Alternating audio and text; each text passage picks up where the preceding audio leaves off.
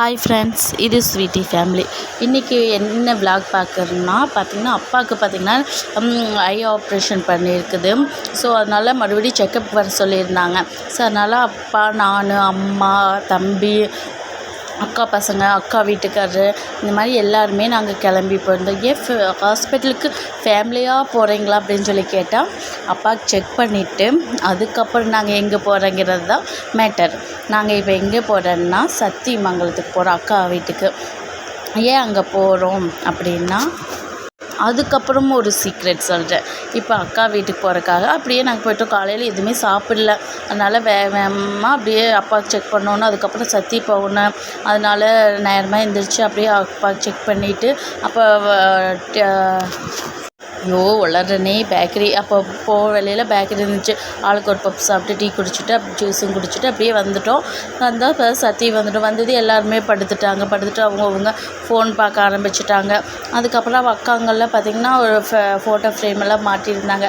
So அதையெல்லாம் பார்த்துட்டு அதையும் ஒரு இது பண்ணிவிட்டு இங்கேருந்து நாங்கள் மறுபடியும் எங்கே கிளம்பி போகிறோங்கிறது பார்த்திங்கன்னா, மைசூர், கர்நாடகா போகலான்னு சொல்லிட்டு மைசூர் பேலஸ் பார்க்கலாம் அப்படின்னு சொல்லிட்டு, சரி லீவ் தானே எங்கேயாவது போகலாம் அப்படின்னு சொல்லிட்டு, சரி ஒரு லாங் ட்ரிப்பாக பிடிச்சி, அதனால் பார்த்திங்கன்னா எங்கள் ஆம்னி காரும் தம்பியோட காரும் 2 கார்லேயுமே எல்லாமே கரெக்டாக இருந்துச்சு எங்களுக்கு.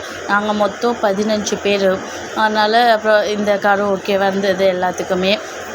பார்த்திங்கன்னா நாங்களாம் வரும்போது என் தம்பியோட காலில் டிக்கி பின்னாடி தான் உட்காந்துட்டு வந்தோம்.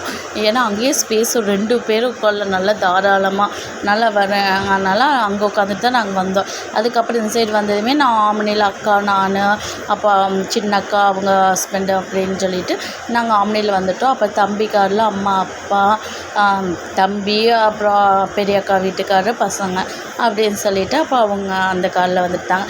நாங்கள் முன்னாடி பின்னாடி வர அப்படியே இந்த மாதிரி நல்லா இருந்தது ஜாலியாக. அப்படியே போகும்போது பார்த்திங்கன்னா சத்தியமங்கலத்தில் பண்ணாரி அம்மன் கோயில் இருந்துச்சு. சரி, நான் இது வரைக்கும் அதை பார்த்ததில்லை. அதனால் அதையும் ஒரு பார்த்துட்டு, இதுதான் இதோட என்ட்ரன்ஸுன்னு சொல்லியிருந்தாங்க. அதை பார்த்துட்டு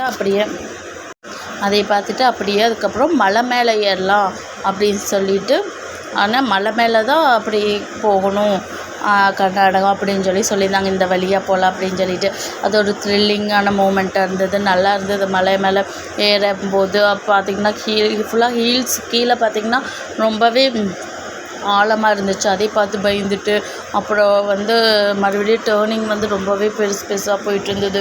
அதுவும் ஒரு டேர்னிங் பார்த்திங்கன்னா அது 22ன்னு நினைக்கிறேன். அந்த டேர்னிங் அப்படியே ஸ்ட்ரெயிட்டாக மேலே போகிற மாதிரி இருந்தது. ஐயோ, அது ரொம்பவே பயமாக இருந்துச்சு. அந்த மாதிரி இந்த மாதிரியெல்லாம் நீங்கள் வர மாதிரி இருந்தால் ரொம்ப கேர்ஃபுல்லாக வாங்க. ஹில்ஸ்னாலே கொஞ்சம் எல்லாருமே கேர்ஃபுல்லாகவே வந்துடுங்க. நாங்களும் அப்படியே பயந்துட்டு தான் போனோம். ஏன்னா நாங்கள் அப்போ லாஸ்ட்டாக வீடியோ நம்ம போஸ்ட் பண்ணியிருப்போம். அதில் வால்பாறை போகும்போதுமே நிறைய இந்த மாதிரி போகவே அதுவும் ரொம்ப த்ரில்லிங்காகவே இருந்துச்சு. ஸோ மறுபடியும் மலையாக நம்ம எப்போ பார்த்தாலும் காடுப்புக்குள்ளேயே போயிட்டு வந்துட்டுருக்கோன்னு சொல்லி எங்களுக்குள்ளே நாங்களாம் பேசி கிண்டல் பண்ணிவிட்டு அப்படியே போயிட்டுருக்கோம். போக ஒவ்வொன்றும் வியூஸ் பார்க்க நல்லா அழகாக இருந்துச்சு. நல்லா என்ஜாய் பண்ணிவிட்டு போயிட்டுருந்தோம். அப்படியே தம்பிக்காரங்க பின்னாடியே வந்துட்டு இருந்தது. நாங்கள் முன்னாடி போயிட்டுருந்தோம். ஆப்போசிட்டு வரும்போது ரொம்ப ரோடு சின்னதாக இருக்கங்காட்டி அவங்களுக்கு வழி விடுறதுக்கு கொஞ்சம் கஷ்டமாக இருந்ததுனால கொஞ்சம் லைட்டாக அப்படியே ஸ்லோ பண்ணிவிட்டு ஓரமாக போயிட்டு அப்படியெல்லாம் போயிட்டு இருந்தோம். அப்படியே அந்த பெண்டு ஒவ்வொன்றும் போக பார்க்க ரொம்ப அழகாக இருந்துச்சு. அங்கேருந்து பார்க்கணும் ஃபுல்லாக காடுகளாக, கீழே ஃபுல்லாக மரமாக, ஒரே ஒரு வழித்தடம் மட்டும் நல்லா தெரிஞ்சு. அது எவ்வளோ தூரம் மேலே போனாலும் அந்த வழி மட்டும் நல்லா தெரிஞ்சுது. ஆக்சுவலாக நாங்கள் அது பார்க்க முடிஞ்சது. ஃபோட்டோ எடுக்க பார்த்திங்கன்னா இதுலேயே தெரியும் லைட்டாக அந்த ஒயிட் கலரில் இந்த மாதிரி வழித்தடமாக இருந்துச்சு. அது நல்லா இருந்தது பார்க்க. அப்புறம் அக்காங்கெல்லாம் பார்த்திங்கன்னா நாளைக்கு எப்படி இருந்தாலும் போயிட்டு நம்ம இனி அங்கே ஸ்டே பண்ணுற மாதிரி தான் ஐடியாவாயிடுச்சு. போக தான் இந்த பிளான், அதாவது அங்கே ஸ்டே பண்ணுற மாதிரி. அதனால் அதுக்குள்ளே லீவ் சொல்லிடலாம் சொல்லி அக்கா இங்கே இருந்துகிட்டே நாளைக்கு லீவ் வேணும்னு சொல்லிவிட்டு அக்கா, பெரிய அக்கா லீவ் கேட்டுட்டு இருந்தாங்க. அப்போ எல்லாமே பார்த்துட்டு போயிட்டுருக்கும்போது பாப்பா பார்த்திங்கன்னா ரொம்ப அடிக்க ஆரம்பிச்சிட்டா. ஐயோ பயமாக இருக்குன்னு. அப்புறம் எங்கள் அக்காங்களை திட்டினாங்க, சும்மா பயமாக இருக்குதுன்னு சொல்லிகிட்டு இருக்காது அப்படின்னு சொல்லி. அப்புறம் அவ்வளோம் சரி சமாதானமாகி அப்புறம் வர வழியில் பார்த்திங்கன்னா மாங்காங்கிற பாரு யானை பார்த்திங்கன்னா அங்கே நின்று ஏதோ உடச்சிட்டு இருந்துச்சு. அப்படியே பார்த்ததே பயமாகவும் இருந்துச்சு. அது அங்கே தூரமாக இருக்கங்காட்டி நாங்கள் இங்கே நின்று கொஞ்சம் ஃபோட்டோவெல்லாம் வீடியோஸ் எடுத்துகிட்டு இருந்தோம். அது அந்த சைடு திரும்பவே இல்லை, நல்ல வேலை. அதுக்கப்புறம் நாங்கள் நிறுத்ததை பார்த்துட்டு எங்களுக்கு பின்னாடி வந்த காரு, பஸ்ஸு இது எல்லாருமே அவங்களும் நிற்க ஆரம்பிச்சிட்டாங்க. இன்னும் அதையை பார்த்துட்டு ஷூட் எடுத்துகிட்டு இருந்தாங்க. நான் கார் விட்டு இறங்கவே இல்லை. அப்புறம் தம்பிகிட்ட தான் சொல்லி அவரு போய் வீடியோ எடுத்துகிட்டு இருந்தாங்க. அதை எடுத்துகிட்டு இருக்கும்போது அப்புறம் எல்லாத்துக்குமே ரெஸ்ட் ரூம் வருதுன்னு சொல்லிட்டு பக்கத்துலேயே யூரின் போகிறக்காக அங்கே இங்கே போயிட்டு தான் யானை பார்த்துட்டு தான் உங்களுக்கெல்லாம் வருமான்னு சொல்லி அதை கிண்டல் பண்ணிவிட்டு அப்புறம் கிளம்பிட்டோம். அப்போ வர வழியில் பார்த்திங்கன்னா ஃபுல்லாக மான் கூட்டமாக இருந்துச்சு. எல்லாமே நிறையா மான் இருந்தது. புள்ளி மான் மாதிரி ப்ளைனாக இருக்கும், அந்த மாதிரி மான் கும்பலாக பார்த்திங்கன்னா ரொம்ப பெருசாக இருந்துச்சு. அதையை பார்த்துட்டு அதுக்கப்புறம் அப்படியே கிளம்பி வர வழியில் பார்த்திங்கன்னா பேக்கரியில் பார்த்துட்டு டீ குடிச்சிட்டு கொஞ்சம் ரிலாக்ஸ் பண்ணிவிட்டு போகலாம் அப்படின்னு சொல்லிட்டு அப்புறம் நாங்கள் எல்லாமே ஒவ்வொன்றும் ஆர்டர் பண்ணோம். பப்ஸு, அப்புறம் டீ, அந்த சின்ன சின்ன போண்டா, அவங்கெல்லாம் பார்த்திங்கன்னா பாதாம் பால் அந்த மாதிரி கூலிங்காக அதெல்லாம் வாங்கி குடிச்சிட்டு இருந்தாங்க. எங்கள் அக்காவுக்கு வேறு ஏதாவது அவங்ககிட்ட கேட்கணும், ஏதாவது உனக்கு வேணுமா சாப்பாடு, அது கேட்காம விட்டுட்டுனா கோவிச்சுக்குவான். என்கிட்ட கேட்கல, எனக்கு அப்போ வேண்டான்னு சொல்லிட்டு நீங்களே முடிவு பண்ணிட்டீங்களா, என்கிட்ட கேட்கலன்னா நான் சாப்பிட மாட்டேன் பண்ண மாட்டேன் அப்படின்னு சொல்லுவாங்க. அதனாலேயே இவளை கொஞ்சம் ஸ்பெஷலாகவே கவனித்தோம். அதுலேயும் ஒரு சண்டை வந்துருச்சு, என்னை நீங்கள் நல்லா கவனிக்கல லாஸ்ட்டு.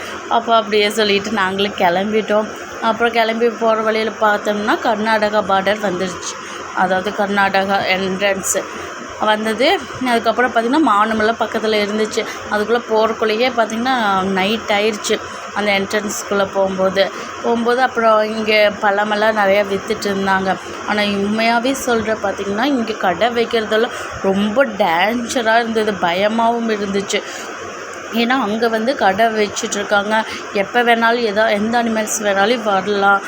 அதெல்லாம் நாங்கள் நினச்சி அதை பேசிட்டு போனோம் அவங்க. ஏன்னா அது ஃப்ரூட்ஸ் இது மாதிரி எல்லாம் வச்சுருக்காங்க. அதனால் இருந்தாலும் கொஞ்சம் தைரியம் தான் அவங்களுக்கெல்லாம் அப்படின்னு சொல்லிட்டு அப்போ நாங்கள் ஒரு பழம், குட்டி ஆப்பிள், மாங்காய் இது மாதிரியெல்லாம் நாங்கள் வாங்கிட்டு போயிட்டுருந்தோம். அப்புறம் நைட்டு இறங்காட்டி அப்புறம் அப்பாவுக்கு மெடிஷன் நல்லா ஊற்றணும், கண்ணுக்கு ஆப்ரேஷன் பண்ணங்காட்டி ட்ராப்ஸ் எல்லாம் விடணும்னால சரி ஏதாவது டிஃபன் சாப்பிட்டு போகலான்னு சொல்லிவிட்டு அப்புறம் இங்கே கர்நாடகாவுக்குள்ளே தான் அங்கே பார்த்திங்கன்னா இங்கே தோசையெல்லாம் இல்லை, இட்லி வடை அந்த மாதிரி தான். நம்ம ஊர் மாதிரி சட்னி சாம்பார் கார சட்னி மல்லி அந்த மாதிரி எதுவும் இல்லை. இங்கே ஒரே சட்னி, ஒரு சாம்பார் மாதிரி இருக்காது, அது ஒரு சட்னி, ஒரு அப்படியே ரொம்ப தண்ணி விட்ட மாதிரி ஒரு சட்னி. அது எல்லாத்தையும் சாப்பிட்டு போயிடுச்சு. உங்களுக்கு பார்ட் 2 நெக்ஸ்ட் வரும்.